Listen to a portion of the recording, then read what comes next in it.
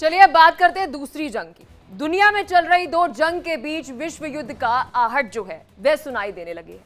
वजह है इजराइल पर ईरान का हमला, जिसने एक बार फिर मिडिल ईस्ट में तनाव को बढ़ा दिया है। वैसे तो ईरान और इजराइल की दुश्मनी बहुत पुरानी है, लेकिन इस बार का ईरान का ये हमला दुनिया तक को संकट में डाल सकता है। कैसे, देखिए इस रिपोर्ट में। इजराइल पर कयामत आई। וואו. הנה עכשיו, חכה. זה כיפת ברזל שלנו, אחי. ईरान इजराइल युद्ध की घंटी, अमेरिका ब्रिटेन की एंट्री। आधी रात जब दुनिया सो रही थी, इजराइल का आसमान मौत बरसाने वाली मिसाइल और ड्रोन से पूरी तरह से घिरा हुआ था। ईरान ने इजराइल पर हमला बोल इतना तो बता दिया कि जो उसने बोला था उसने वही किया, यानी इजराइल से ईरान ने बदला पूरा कर लिया। ईरान का यह हमला इतना बड़ा था कि इजराइल को भी इसकी उम्मीद नहीं थी।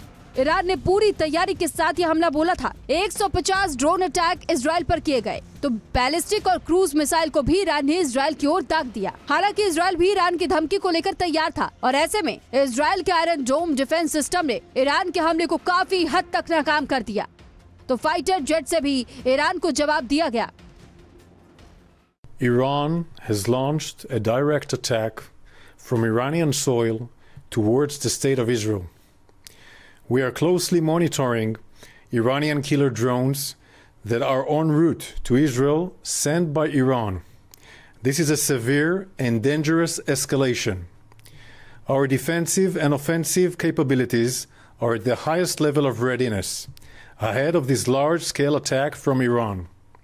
Together with our partners, the Israel Defense Forces is operating at full force to defend the state of Israel and the people of Israel.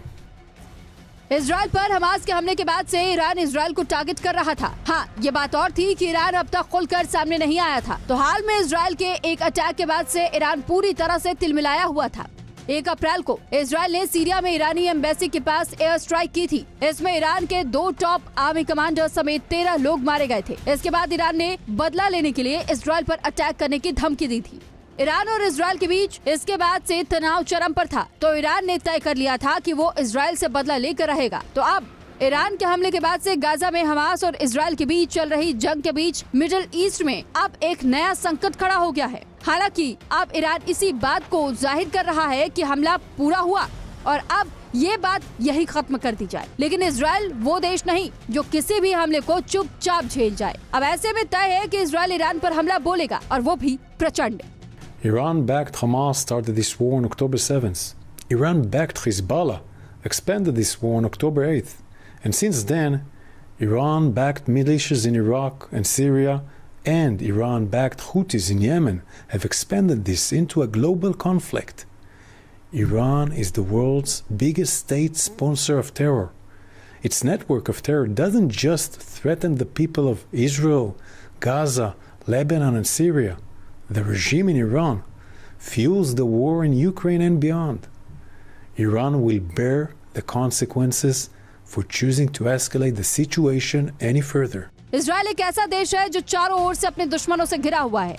Turki, Syria, Iran, Jordan, Saudi Arab, Qatar, UAE और Iraq जैसे मुस्लिम देशों से Israel को चुनौती मिलती आई है।